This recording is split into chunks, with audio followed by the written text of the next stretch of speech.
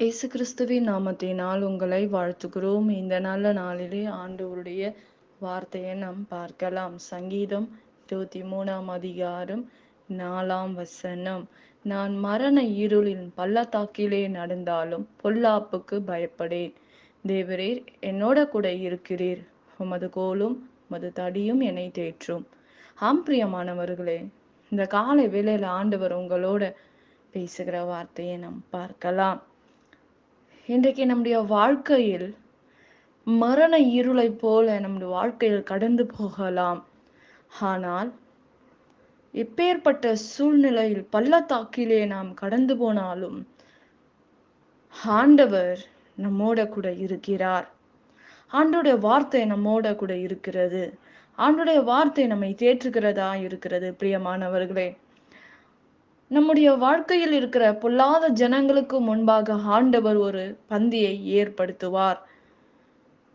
நம்முடைய தலையை எண்ணெயால் அபிஷேகம் பண்ணுகிற தேவனாய் இருக்கிறார். இந்த பொல்லாத மனிதர்கள் மத்தியில் தான் நம் பாத்திரத்தை நிரம்ப வழிய செய்கிற தேவன் நம்முடைய தேவனாய் இருக்கிறார். பிரியமானவர்களே, இன்றைக்கு நம்முடைய ஆத்துமாவை தேற்றுகிறவர் அவர். நம்முடைய பாதைகளை வெளிச்சமாக மாற்றுகிறவர் தேவன். நம்மை நடத்துகிறவர் அவர். நம்மை போதிக்கிறவர் தேவன். தேவனாகி இருக்கிற ஆண்டவராய் இருக்கிறார். பிரியமானவர்களே, சத்துருக்களுக்கு முன்பாக ஆண்டவர் நமக்கு ஒரு பந்தியை ஏற்படுத்துவார். நீ வெட்கப்பட்ட இடத்திலே உனக்கு ஒரு பந்தியை ஏற்படுத்துவேன் என்று சொல்லுகிறதையும் நாம் பார்க்கிறோம். ஆண்டவருடைய வார்த்தை நம்மை தேற்றுகிறதா இருக்கிறது. எந்த பொல்லாப்பான காரியங்கள் வந்தாலும் நாம் பயப்பட தேவையில்லை. ஆண்டவருடைய கரம் நம்மை தேற்றுகிறது, நம்மை நடத்துகிறது என்று வேதம் சொல்லுகிறது. இன்றைக்கு உபத்திரவப்பட்டு இருக்கலாம், வேதனையோட இருக்கலாம், உங்கள் ஆத்துமா சோர்ந்து போய் இருக்கலாம். ஆண்டவர் சொல்லுகிறார், மரண இருளின் பள்ளத்தாக்கிலே நடந்தாலும் பொல்லாப்புக்கு நான் பயப்படேன். தேவரீர் என்னோட கூட இருக்கிறீர். என்ன சூழ்நிலைகள் நமக்கு வந்தாலும், போராட்டங்கள் வந்தாலும் ஆண்டவர் நம்மோட கூட இருக்கிறார். இன்றைக்கு உங்க கூட இருக்கிறார். உங்க பிரச்சனையின் மத்தியில் ஆண்டவர் உங்களோட கூட இருக்கிறார். அவருடைய கோலும் தடியும் உங்களையும் என்னையும் தேற்றுகிறது. அவர் வார்த்தை தேற்றுகிறது. உடைக்கப்படுகிற நேரங்களில் அவருடைய வார்த்தை நம்மை கட்டுகிறதை பார்க்கிறோம். நம் கண்ணீரை துடைக்கிறதை நாம் பார்க்கிறோம். பிரியமானவர்களே, இன்றைக்கு அன்னாளுடைய கண்ணீரை ஆண்டவருடைய வார்த்தை நிமித்தமாக தேற்றினது. ஆண்டவர் அன்னாளுக்கு ஒரு அற்புதத்தை செய்தார். இன்றைக்கு உங்களுடைய கண்ணீரை துடைக்கிறவர் ஒருவர் உண்டு. நான் உன்னை கண்ணின் மணி போல பாதுகாப்பேன் என்று வாக்கு பண்ணுகிறவர், வாக்கு மாறாதவராயிருக்கிறார். மனுஷனை நம்பி போனாலும் ஒரு நாள் நாம் ஏமாற்றத்தை அடைவோம். இன்றைக்கு ஆண்டவருடைய வார்த்தையை கேட்கிற நீங்களும் நானும் ஆண்டவர் நம்மை தேற்றுகிறவராய் இருக்கிறார். ஒரு நாளும் நம்மை ஏமாற்றுகிற தேவன் அல்ல, நமக்கு பொய் சொல்லுகிறவர் அல்ல. நம்முடைய தேவன், நம்மை அழைத்த தேவன் உண்மை உள்ளவராய் இருக்கிறார். பிரியமானவர்களே, இன்றைக்கு மரண இருளின் பள்ளத்தாக்கிலே நடந்தா கூட, எப்பேற்பட்ட சூழ்நிலையில் நாம் கடந்து போனாலும் ஆண்டவர் நம்மோடு கூட இருக்கிறார். நம் கண்ணீரை துடைக்கிற தேவனாய் இருக்கிறார். அவருடைய வார்த்தை நம்மை தேற்றும். அவருடைய கரம் நம்மை நடத்துகிறதா இருக்கிறது. நம்முடைய பாதை இருளாய் இருந்தாலும் ஆண்டவர் நம்மோடு வரும்போது இருளை நீக்கி ஆண்டவர் வெளிச்சமாக நமக்கு முன்பாக கடந்து போகிறதை நாம் பார்க்கிறோம். பிரியமானவர்களே, ஆண்டவருடைய சமூகம் நமக்கு முன்பாக கடந்து போகிறது.